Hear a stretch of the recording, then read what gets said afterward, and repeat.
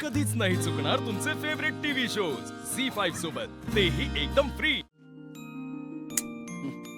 काय मग छोटे सरकार, लग्नाचा ऐकून खुश आहात ना? हो मम्मा, खुश असणारच मोना।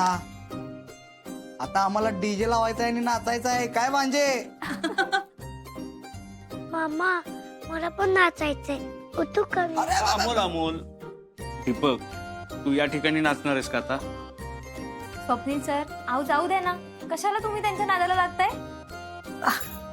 छोटे सरकार, आहो तुम्हाला माहितीये का, आपण लग्नात व्हिडिओ पण बनवणार आहोत, मग तुम्ही बघाच आपण कसे व्हायरल होत होते। मा आणि बाबाचं लग्न खूप भारी दिसेल ना? खूप भारी मोमा तुझी आयडिया। अमोल, माझी साडी सुद्धा तुलाच चॉईस करायची आहे काय? त्यामुळे आता लवकर बरं व्हायचे हा, खूप धमाल करायची आपल्याला। हो येस मोठी मा। अरे थांबा थांबा, इथंच लग्न लावणार आहात का तुम्ही? डॉक्टरांनी अमोलला आराम करायला सांगितलं। तुम्ही चला बघू सगळे बाहेर। आव सर जरा दीपक चल. दीपा मामा, हा? माझं तुझ्याकडे एक काम आहे, तू थांब। बर सर, आलो तुम्ही। हा बोला भांजे। दीपा मामा, कसलं टेन्शन आहे का तुम्हाला? दीपा मामा, तू माझा बेस्ट फ्रेंड आहेस ना? काय राव भांजे, ही काय विचारायची गोष्ट आहे वय? मग मला तू खरं सांगणार ना? भांजे, अहो खोटं बोलून काय मिळणार आहे मला? तुम्ही विचारा। दीपा मामा, तो संकल्प कोण आहे? कोण आहे?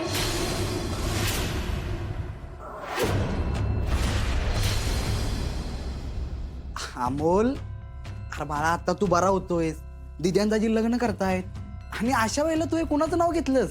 दीपा मामा, तू चांगला म्हणला होतास ना? अरे हो, पण मला एक सांग, तुला याचं नाव कुणी सांगितलं? दीपा मामा, एक पक्षी आला, माझ्या कानात गपचूप सांगून बुर्र उडून गेला। भांजे, आओ तुम्ही हसू नका, ही मस्करी नाही अमोल। तो संकल्प म्हणजे दिदी आणि दाजींच्या आयुष्याला लागलेलं सगळ्यात मोठं ग्रहण होतं। लय येडा माणूस होता बघतो, म्हणून दिदीने त्याच्याबरोबर लग्न नाही केलं। आणि आता असं म्हणतात की तो येडा झालाय येड्याच्या हॉस्पिटलमध्ये। दीपा मामा, अरे आपण मा आणि बाबाचं लग्न करते आणि त्यात जर तो परत आला तर? परत आला तर त्याला असा उलटा पालटा करायचा, त्याचा असा चोळामोळा करायचा आणि देऊ नदीत फेकून। भांजे, तुम्ही अजिबात टेन्शन घेऊ नका, तो काय आता परत येत नसतो, आणि जर आलाच तर दीप्या मामा आहे की। ओके दीपा मामा। हा, अमोलला संकल्पाबद्दल कोणी सांगितलं? झी5 ॲप डाउनलोड करा आणि पहा सर्व एपिसोड्स एकदम फ्री।